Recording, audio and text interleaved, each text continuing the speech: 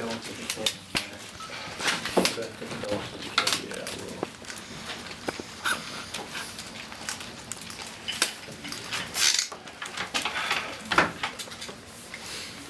will. Okay, we had a lot of good energy out there. I thought the guys practiced hard. I don't know if we always practice smart. There's a couple of things here and there that were problematic, but overall it was a good effort, good energy. Thought we got better.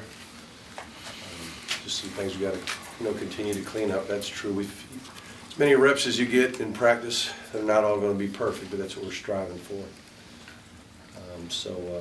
Thought it was a good day. Weather's beautiful.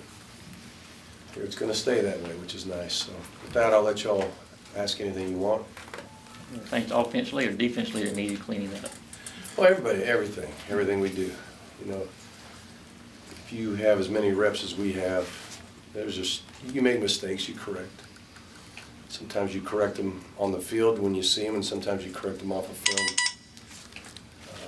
There's a certain amount of things you got to get done in a certain amount of time. So usually what happens if you make enough mistakes on a certain play or a certain scheme, you just throw it out. Just go to the next thing. We do that every week. There's certain things that make it, and then by the end of the week, certain things that don't. But just a couple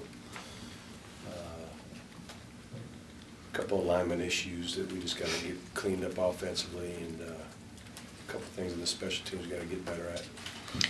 Nick Chubb said something the other day when he said he's like, man, it's just week 2 when he was talking about the offense.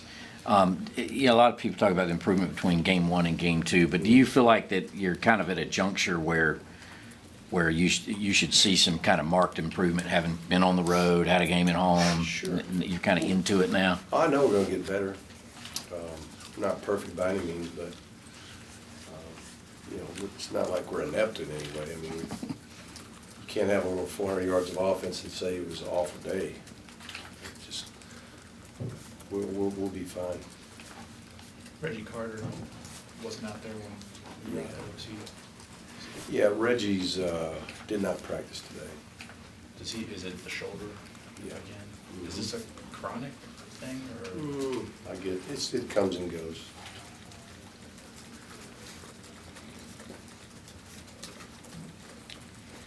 With Chris Mays, at what point did you see him start to kind of grasp the defense?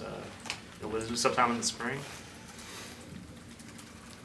Chris has been in this defensive system for 2 years now, and I think the thing that has helped Chris the most is just the off season that he put in. I think he really got himself in tremendous condition, and he's able to play harder, and he's learning how to play better with his hands. There's certain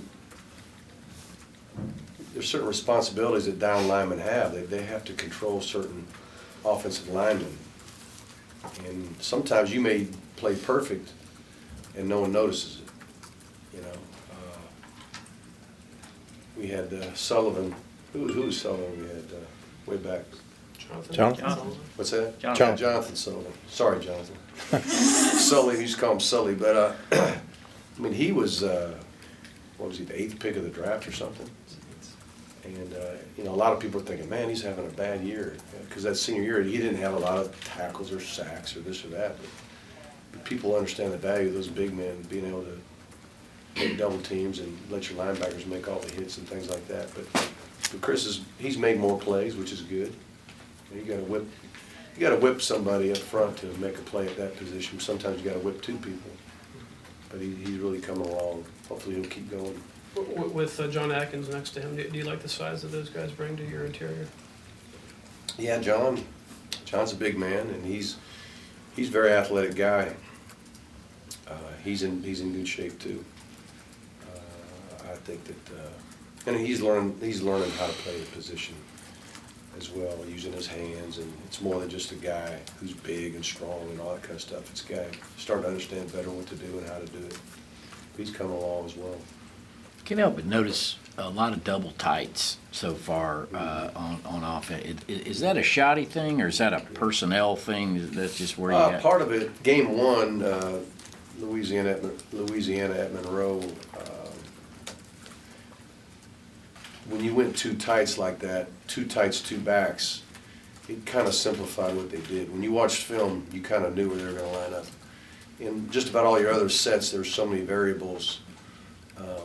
It could have become confusing for us. And knowing what to do is half the battle, like I've been saying all along. Knowing what to do, how to do it, and doing it with a lot of energy gives you a chance. So when we got two tights in game one, we knew where they were going to line up, and we were able to have our get our assignments right. And we felt like if we could get a hat on the right people, assignment-wise, then we would have success. So that was a big part of it there.